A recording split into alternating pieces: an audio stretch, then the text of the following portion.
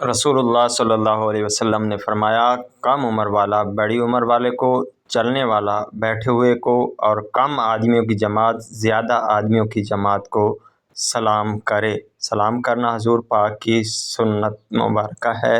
رسول اللہ نے فرمایا، اللہ تعالیٰ نے جب مخلوق پیدا فرمائی تو اپنے بارے میں لکھا کہ میری رحمت میرے غصے پر غالب رہے گی۔ رسول اللہ نے فرمایا، وہ شخص ہم میں سے نہیں جو ہمارے چھوٹوں پر مہربانی نہ کرے اور ہمارے بڑوں کی عزت نہ کرے۔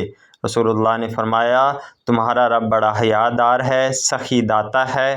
جب بندہ اس کے سامنے دست سوال دراز کرتا ہے تو اسے انسان کو خالیات لٹاتے ہوئے حیا آتی ہے۔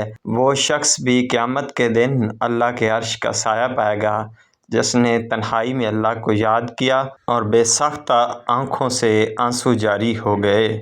رسول اللہ صلی اللہ علیہ وسلم نے فرمایا، میری امت میں ایسے برے لوگ پیدا ہو جائیں گے جو زناکاری، ریشم کا پہننا، شراب کا پینا اور گانے بجانے کو حلال بنا لیں گے۔ رسول اللہ نے فرمایا، 4 باتیں انبیاء و رسول کی سنت میں سے ہیں: حیا کرنا، عطر لگانا، مسواک کرنا اور نکاح کرنا۔ اسی طرح میرے نبی کا چہرہ اتنا نورانی ہے، بنا دیکھے یہ دنیا دیوانی ہے۔ دنیا میں عورت کو سب سے زیادہ عزت حضرت محمد مصطفیٰ صلی اللہ علیہ وسلم نے دی۔ میں اب حسابوں میں نہیں پڑھتا، آپ صلی اللہ علیہ وسلم کو بے حساب چاہتا ہوں۔ رسول اللہ فرماتے ہیں، کدو کھاؤ غم زدہ دل کو خوشی و مسرت سے ہمکنار کرتا ہے۔ کدو کھاؤ، جو بھی کدو کھاتا ہے اس کا چہرہ خوبصورت اور نورانی ہو جاتا ہے۔ کدو میری اور مجھ سے پہلے گزر چکے پیغمبروں کی غذا ہے۔